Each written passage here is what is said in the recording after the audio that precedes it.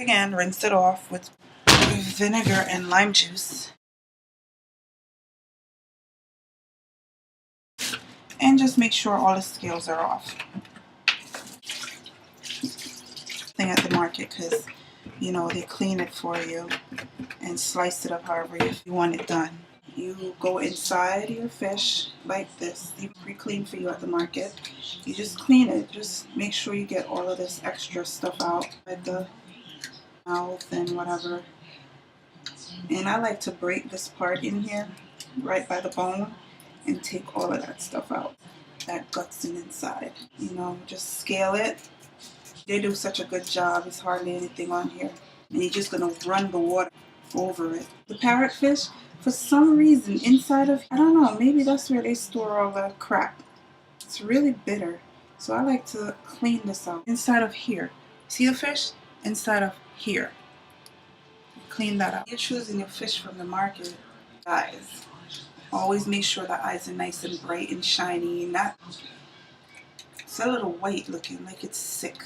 And then it starts to like sink in. And chances are, if you feel like that and if you see it looks like that, when you come home and prepare that fish, it will taste like that. Only a few times I've had bad experiences with the fish. A few times out of 15 years, that's pretty good. I think it should be a crime to eat fast food on a Sunday. No, let me not say that. Because everybody's lifestyle is different. And this is America. America is just basically fast. Everything is fast. People work 7 days a week, sun up to sundown, just to make ends meet. And most of the time, everything is just on the go. You want to make it in America, you just have to be on the go consistently. Really well to make sure all the scales that you just took off is out. And rinse it in cool water. This fish is, it's very easily cooked, so hot water will start cooking it. Yeah, rinse it off really good. And as soon as you're finished with your sink, you rinse it out with bleach. When you're preparing your fish, you just want to brown stew. Brown stew comes with a lot of brine. Whether you light a potpourri, liquid potpourri, or potpourri candles, or boil something on the stove to keep the smell down. Do whatever you have to do to keep the smell down. And when I'm done, right away, I mop the entire apartment, wipe the cabinets down, because you know, the smell just stains. And when you walk in, after you come back and walk outside and come inside, it just smells. I'm just sharing with you what you can do a quick meal. Even though you're thinking fish, it has to be prepared, and the rice, and blah, blah, blah. While the fire is cooking it, because most of the time the fire is the one cooking it. You're just seasoning it, and you know, you're not standing over it. You can go do other things like know how to monitor your time. So I'm just going to heat my oil. Okay, so it's Sunday, almost the end of the year just started, and it's almost done. Isn't that crazy? But this is what we're doing today. Today I'm preparing brown stew fish, rice and peas, salad, and carrot juice. We're going to slow fry this fish.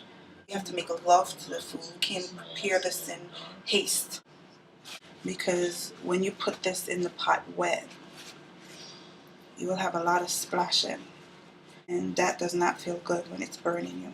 To minimize all that popping. You know how you make holes in your meat when you're doing it because you want everything to be absorbed through the meats? You can do the same thing with your fish, but you can't really stab it. Well, actually you can, but you make the same thing with your fish. And if the fishes were a little bit bigger, I'd make it big. Now here versus fish, you know, fish is loaded with protein. It's not fattening, it's how you prepare it that's fattening.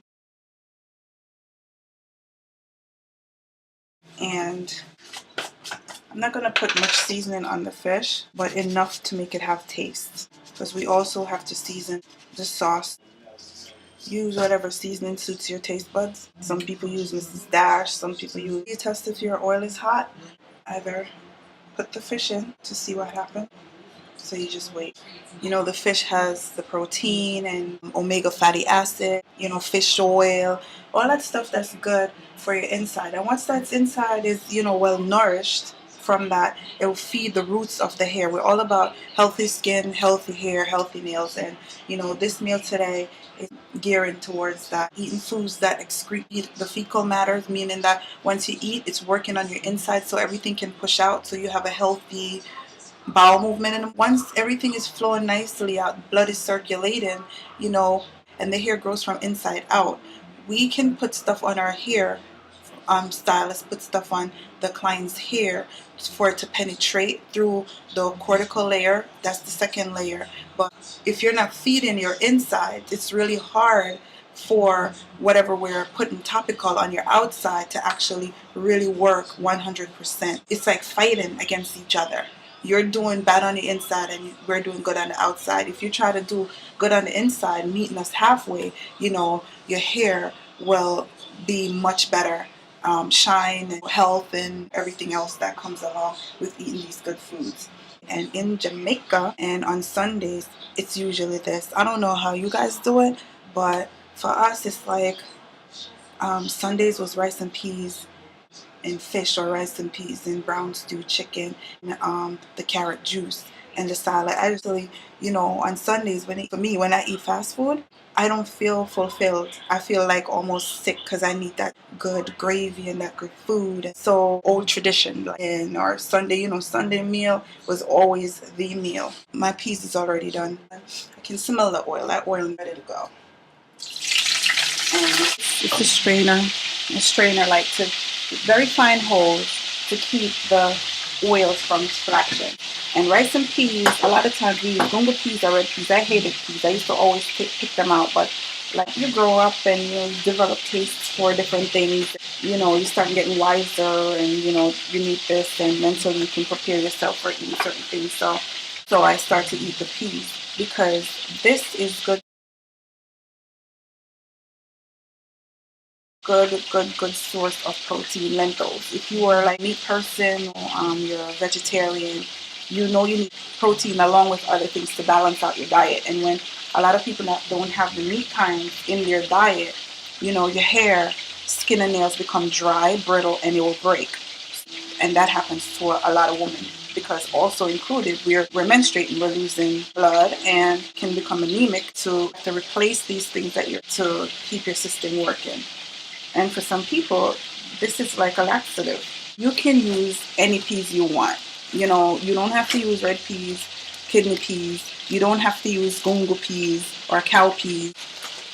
Start it out like this, right? Very hard. You can soak it overnight. So when you it looks like this. You know, it's a little bit bigger, it's swollen and it's soft and you can see through it. And color of the water looks like this. And you need this color. You need this water for your rice to have that beautiful look, beautiful color and flavor when it's done. See, it's nice and soft. See that? When you're boiling your peas, of course, I didn't do it. Us Jamaicans, we use scallions. You use whatever you want, basically. But you use scallion. And I use onions and garlics and peppers and whatever to put in here. It's not necessary, but I just do that. And sweet savory, hot sweet savory. Okay. I'm going to add just salt to this. Rice and peas is something like, I don't add salt to my rice, but rice and peas is something that you have to flavor. You have to season this pot. Because if you don't, you're just going to have just rice with just peas, plain rice and peas. You should be able to eat this rice and peas without gravy or nothing, and it should taste really good. Just a little butter.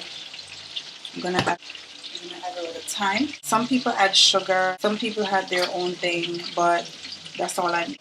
Garlic and some onion to just mash it. But of course, if you see a big chunk of garlic, a lot of people are not going to eat it. They're going to throw it out. So I just cut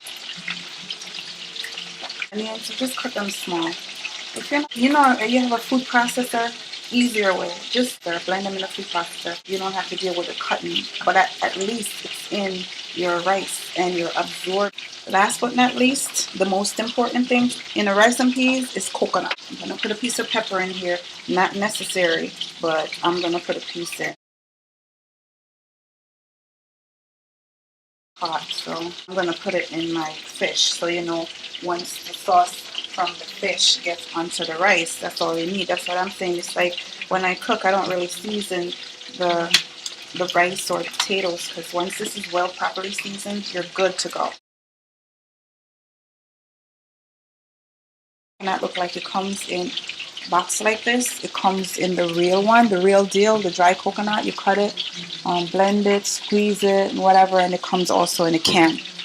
A small pot like this, I usually do half. I like to taste my coconut flavoring when I'm doing this.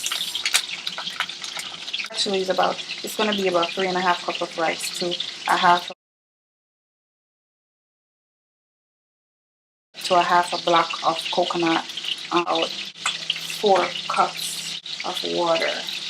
You judge how you. I'm going to cover this so everything comes down in one, and then we add our rice.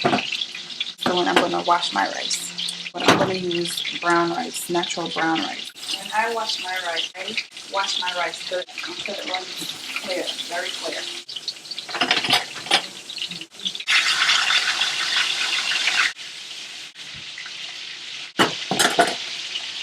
You see that color now? Color change because of the coconut. It's kind of like a little bit lighter than we started with. I'm just going to add my rice.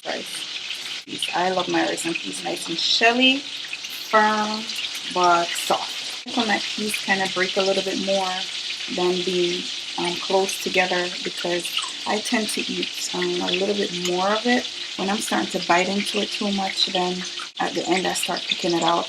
I just don't like the taste anymore. That's why I love plain rice.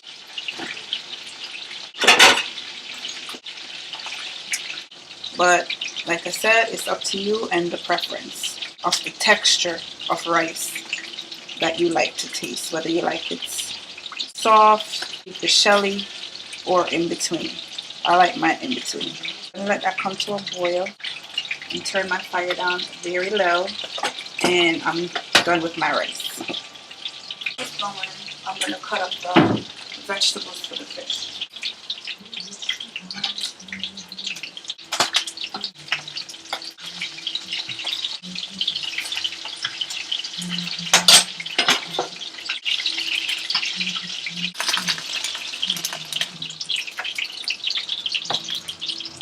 You see how it's coming down nicely on top? You see how the liquid is kind of like a little bit thicker now? Yes, this is perfect.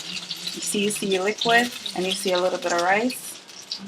Your rice and peas is not going to be my rice talking.